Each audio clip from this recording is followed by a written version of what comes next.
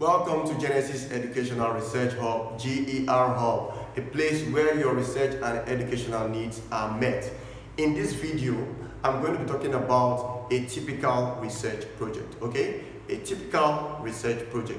Now, I'm bearing it in mind that students usually find it very difficult to put up a research project, whether at undergraduate or postgraduate level, and this video comes to address that problem, at least giving it an overview. Now, what I'm going to be doing in this research project is to tell you what should be the content of what I'm going to call or be calling a typical research project. So, a typical research project should contain, to start with, it should contain 5 chapters. This is not to say that it cannot contain more than 5 chapters. It should contain 5 chapters. And these 5 chapters, ranging from chapters 1 to 5, should begin with the introduction. So the chapter 1 of a typical research project should be the introduction. Now, before I move on to different chapters of a typical research project, let me start with explaining what the contents of the chapter 1 should be. Now, the chapter 1 should contain the background of the study, followed by the statement of the problem, the aim and objectives of the study, the scope of the study, limitation of the study, operational definition of terms, and even in some cases, some people prefer the study area to be in their chapter 1. But these are variations anyway. But we are going to restrict our discussion to typical components of the chapter 1. So let's start with the background of the study, and in this case, focus on the chapter 1 of a typical research project. Like we said, a typical research project usually should contain 5 chapters, and this is not to say it can contain more than 5 chapters. So let's start with the background of the study in the introductory chapter of your research project. Now, let me tell you one thing. Students usually make mistakes about this particular aspect of their chapter 1. Be it at undergraduate level or postgraduate level, they usually make a mistake. Let me start with telling you, it is not proper for you to give a background on a thing you don't know. So what has the mistake been over time? Students usually would start their research project with writing the background. And it is a wrong time to be writing the background because you wouldn't know what to meet along the research. And you have not completed the research more so, and should not be writing the background of the study. The background of the study should only be written when you have finished writing that research project and can properly introduce or give an overview to the research project. So that is the first thing I'm going to be saying about your background of the study. But the next thing I want to say about the background of the study being a component of your chapter 1 is what should it do, or what does the background of the study do in your research project. Your background of the study gives an overview of the general idea. It gives an overview of the idea of the work in general. So the background of the study shouldn't be written at that point in time at the beginning, but should be written after the project is completed, and it should convey one singular message. It should convey the general overview, or the overview rather, of the idea in that work, okay? Now, the third thing I'm going to say about the background before I move on is the style with which to write. Now, if there is no coordination in writing your background, then there will be disarray. So, I would usually suggest to students, when writing the background of the study, follow a pattern. There must be a pattern in your background of study. You can follow a top-down flow or a bottom-up flow, but have a structure for your background, ensuring that there is coherence within paragraph and coherence between paragraphs in your background of the study.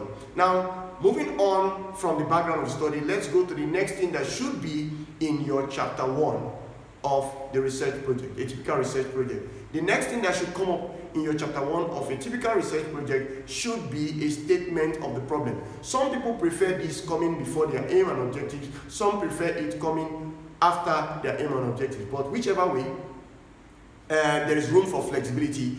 But let's discuss it as the next subsection following the background of the study. Let's talk about the statement of the problem.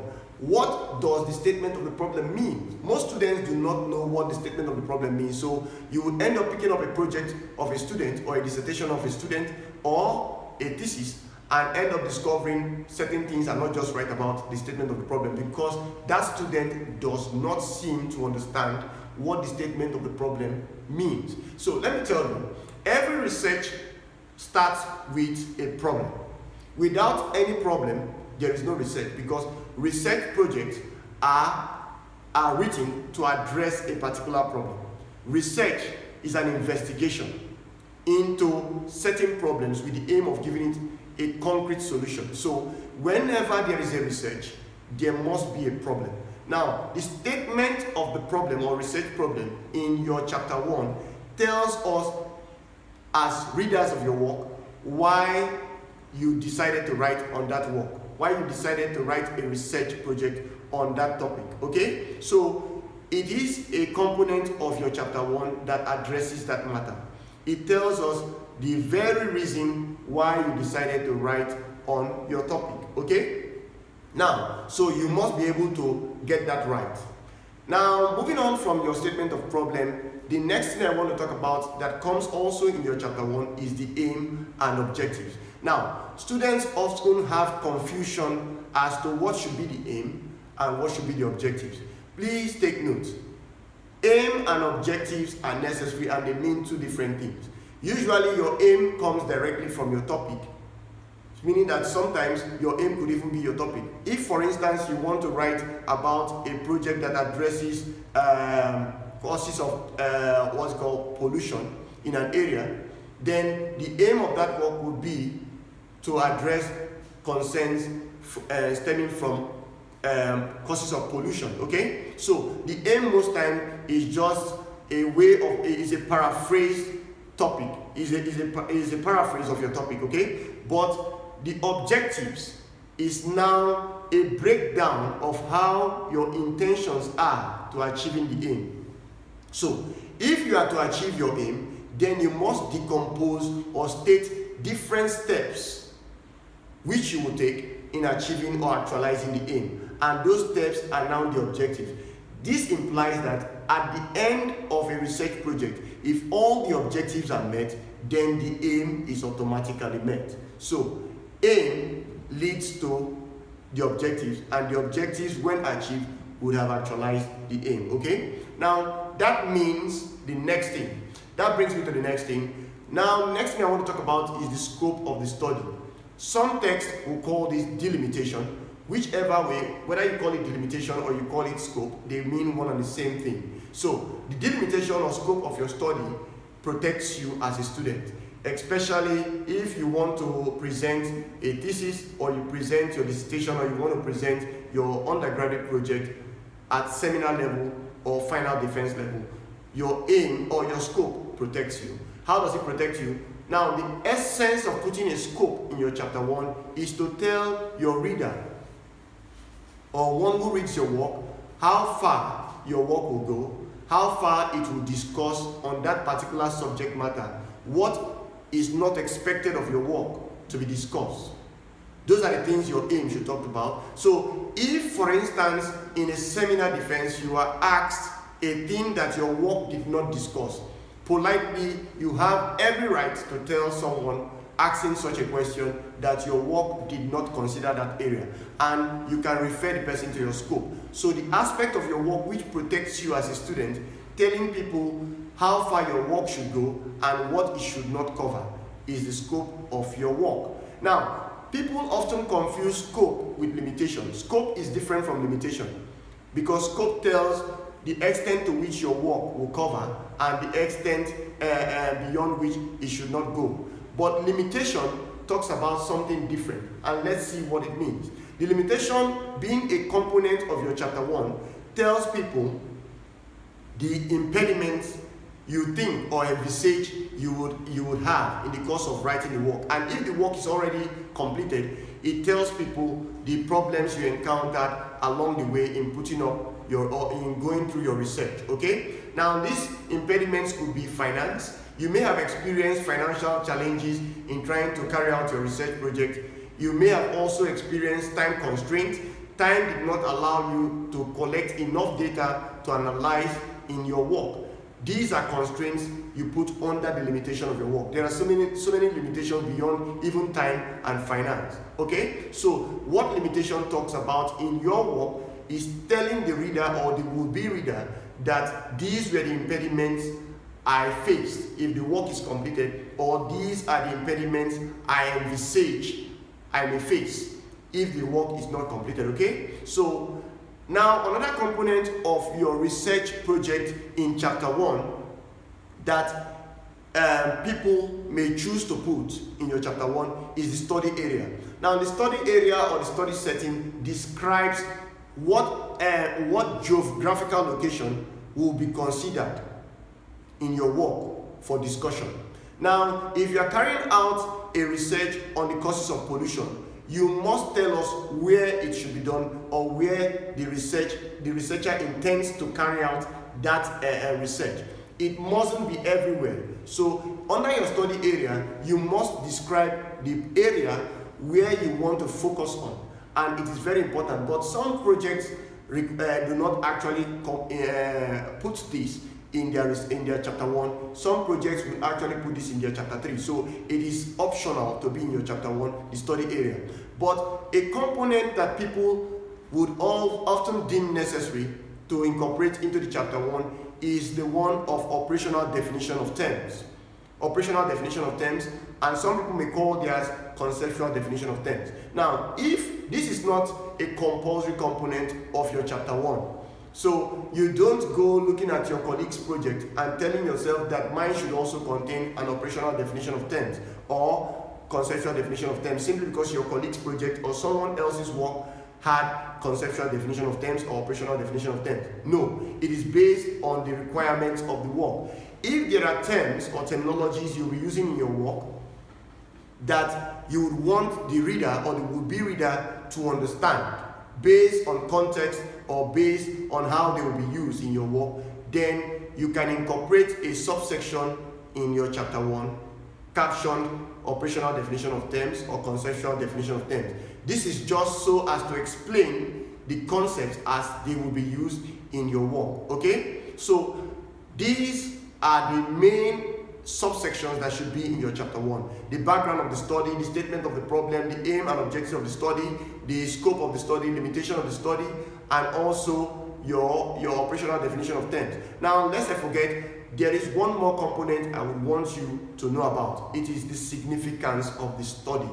Please, students, you must take note of this. It is very, very important. It's a very important component of your work. You must tell the would-be reader or whoever picks up your work to read of what relevance your work will be to society, of what relevance your work will be to you as a person and to the entire population. Okay? So it is under significance of the study, also known as relevance of the study, that you, the researcher, should be telling us, the would-be readers, what makes your work significant.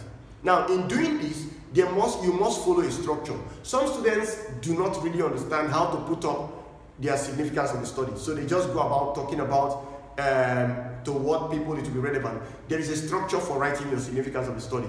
In your significance of the study, we want to see two things. We want to see you tell us the different categories of people that will be direct or indirect beneficiaries of your work, and we would also want you to tell us, even as you tell us these categories of people, we would also want you to tell us how it will be relevant to them. So if you tell us that the government and stakeholders and this category of people will benefit directly from your work, then we want you to also tell us how. So in one aspect of your significance of the study, we expect you to tell us A, B, and C will benefit from this work, and in another aspect, we want you to tell us how A will benefit from it, how B will benefit from it, and how C will benefit from it, okay? And that brings me to the end of this, my discussion on your chapter 1 as an overview. If you want a more detailed video or lecture on your research project that decomposes it into chapters, I would suggest you look at other videos of mine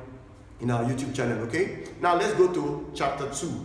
In the chapter 2 of a typical research project, the chapter 2 is captioned literature review. Now, it's captioned literature review for a particular reason. Now, how do you structure your literature review?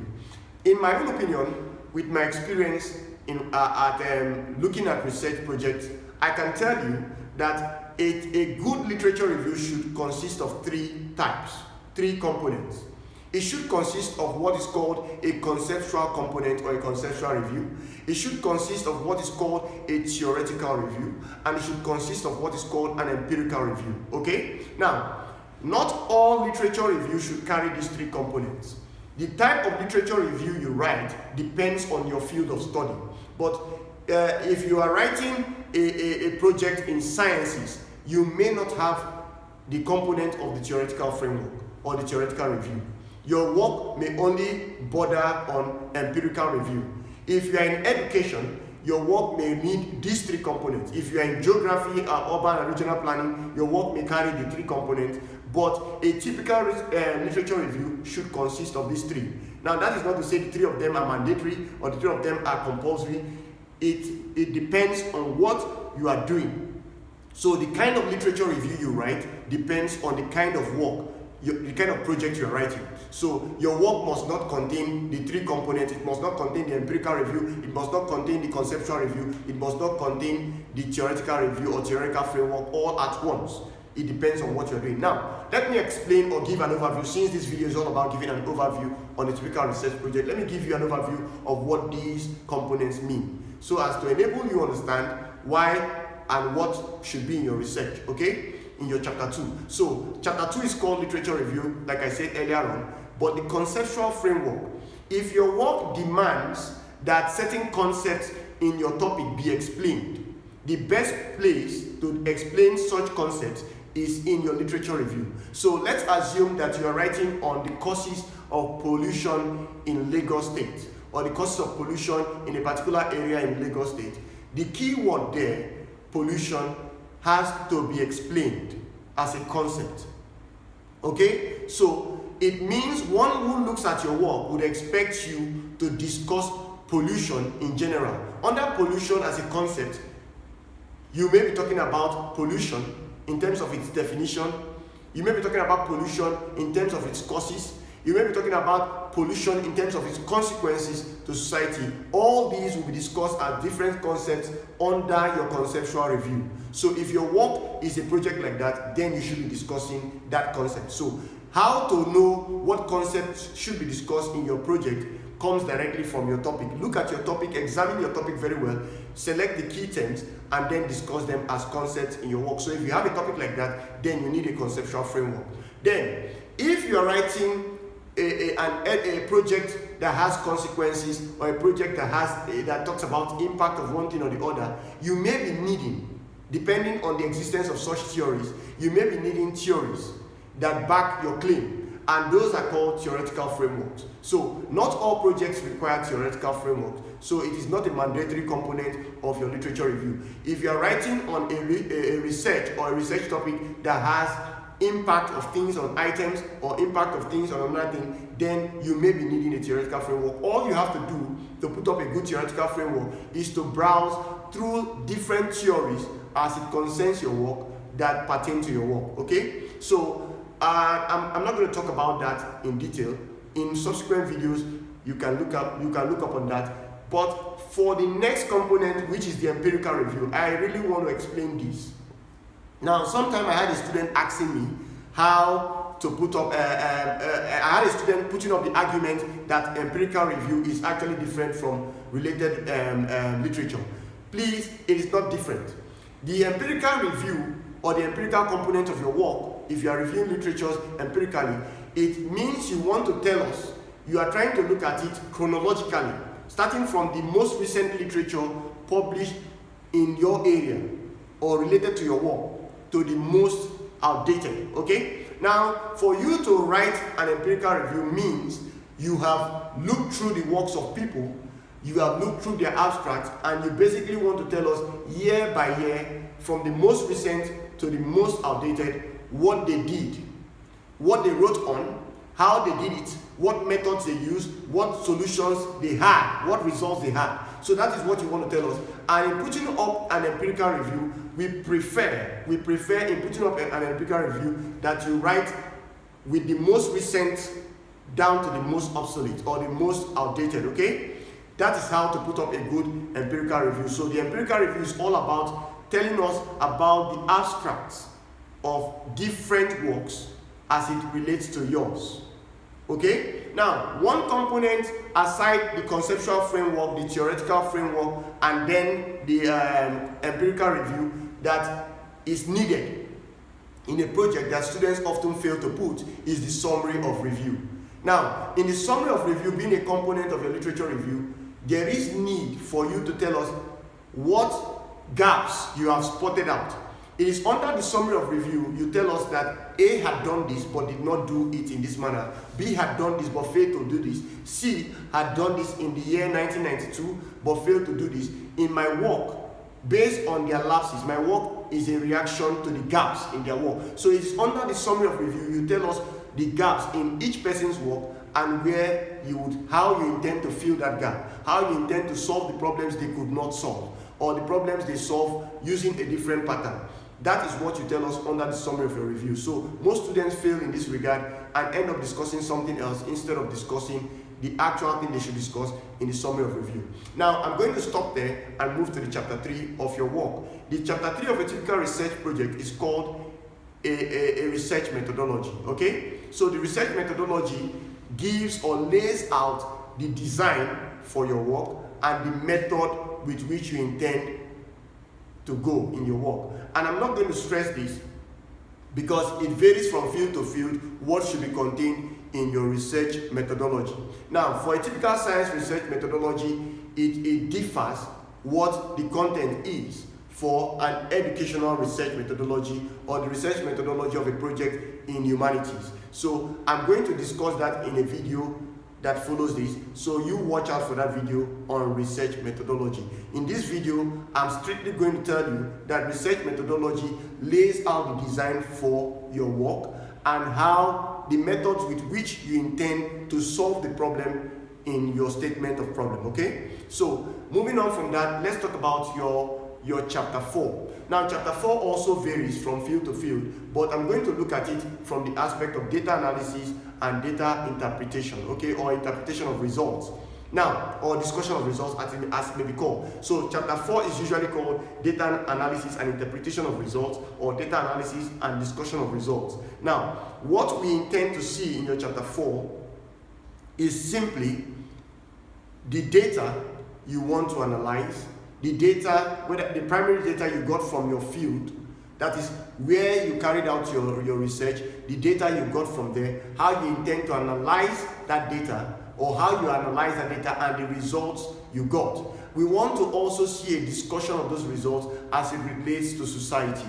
Those are the things we want to see in a typical research project. Now, this may not be so for a science project. Take note, I'm going to be discussing that in subsequent videos. Now, after your chapter 4 comes the chapter 5. In the chapter 5, which is usually called the summary, conclusion, and recommendation, what we want to see is you telling us the summary of your work and then following it up with a conclusion of that work and then finally making recommendations.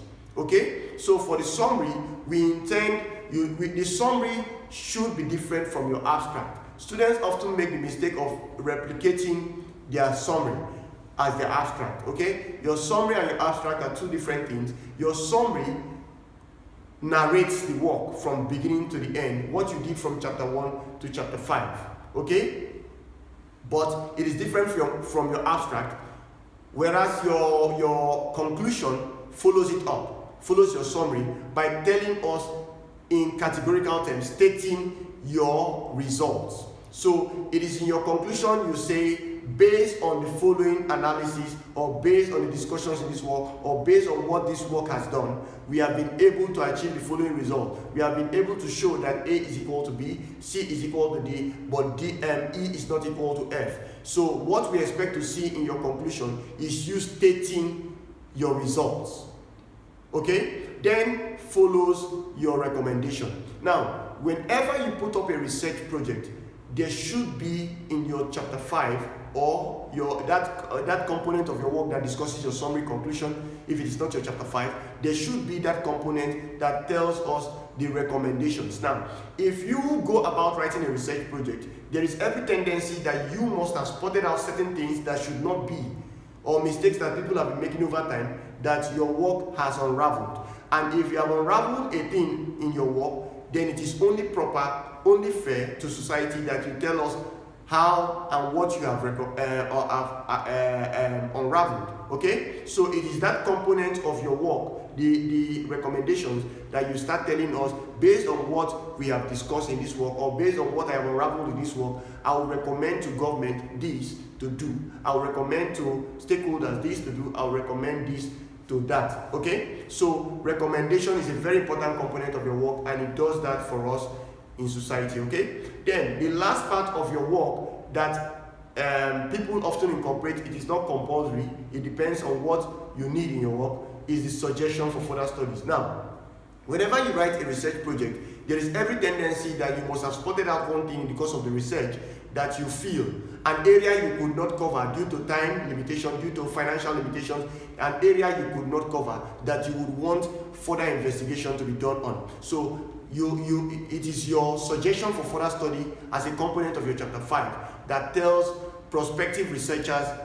areas to concentrate in future research. Okay, now these are the basic things I'm going to be saying about what is called a typical research project, and I want you to really pay attention to the video.